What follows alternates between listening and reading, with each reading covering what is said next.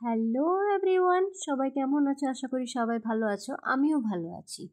আর আজকের ভিডিওটা হচ্ছে শবে বরাতের। আমি জানি ভিডিওটা অনেক আগের, কিন্তু অ্যাকচুয়ালি আমার গ্যালারিতে ছিল ভিডিওসগুলো, তো আমি ভাবলাম যে আছে যখন তাহলে কেন শেয়ার করব না।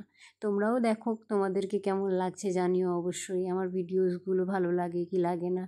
এটা শবে বরাতের ভিডিও দেখতেই পাচ্ছ। আমরা শবে বরাতে বেসিক্যালি চালের আটার রুটি করি, প্লাস ছোলার ডালের হালুয়া করি, আর সুজির হালুয়া করি। এটা একটা অনেকে বলে করতে নেই, অনেকে বলে করতে আছে, কিন্তু আমরা আগাগোড়াই করে আসছি, সেই জন্য করি। জানি না অনেকে মানে, অনেকে মানে না। আর আমি তো প্রচণ্ড ভালোবাসি ছোলার ডালের হালুয়াটা, এটা আমার পার্সোনাল ফেভারিট। তো এই জিনিসটা আমি চাই না কখনো যে মিস হোক। কোনো বছরে একবারই হয় যেহেতু, সেহেতু আমি কখনোই চাই না যে এটা মিস হোক। আর তোমাদেরও কেমন কার কার বাড়িতে হয় সেটা জানিও। আর তার সঙ্গে সঙ্গে তোমাদেরকে কেমন লাগে যাদের বাড়িতে হয় আমাকে অবশ্যই জানিও, এটা আমাকেও ভালো লাগে।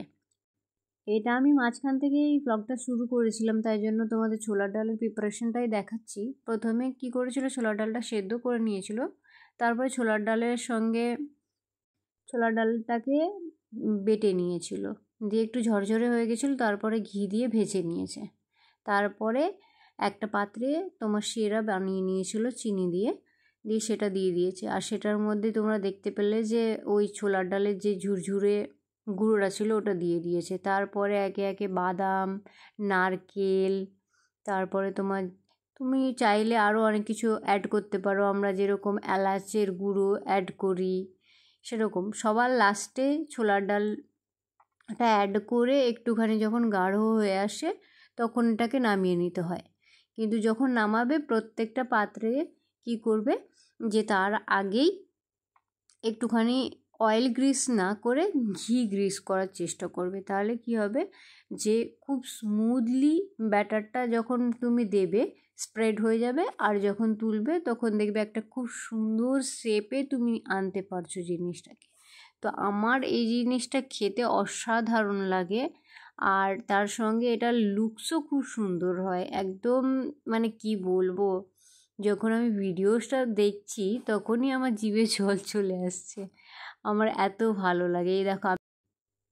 এই দেখো আমি থালাতে ঘি গ্রিস করছিলাম, তখন আমি বলছিলাম যে মা দাও, আমি শেপটা করব, সেই জন্য আমি পরস্পরের থালাতে ঘি লাগিয়ে ব্যাটারটা দিয়ে নিচ্ছিলাম। আর প্রত্যেকটা বাড়িতেই, হয়তো বেশিরভাগ বাড়িতেই শবে বরাতে এই জিনিসটা বা এই নিয়মটা আছে। এখনও অনেকেই মানে না, কিন্তু যেহেতু প্রথম থেকে আমরা মেনে আসি সেই জন্য করা হয়।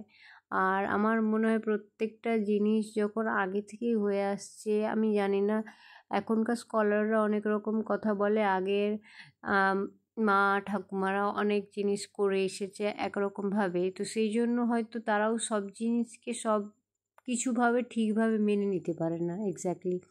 তো যে যেটা করে আসে সে সেটা করবেই। এখানে আমি জানি ভিডিওটা দেখে অনেকে অনেক রকম কথা বলতে পারো, কিন্তু যার বাড়িতে যেটা চলে আসছে তারা কিন্তু সেটা করবেই। তো আমার ওভারঅল ভিডিওগুলো কেমন লাগছে জানিও। এই সঙ্গে সঙ্গে আমরা করেছিলাম সুজির হালুয়া, আর তার সঙ্গে আবার হয়েছিল তোমার আটার রুটি হয়েছিল। তো চালের আটার রুটির প্রসেসটাও অনেক দারুণ ছিল। এটা হচ্ছে তোমার গরম জলের ভেতরে চালের আটাটা দিয়ে ভালো করে নাড়তে হবে, তারপরে চালের আটাটাকে সেই গরম জলের ভেতরে হাত ডুবিয়ে ডুবিয়ে মাখতে হবে, তারপরে গিয়ে ওটা শেপে আনতে হবে।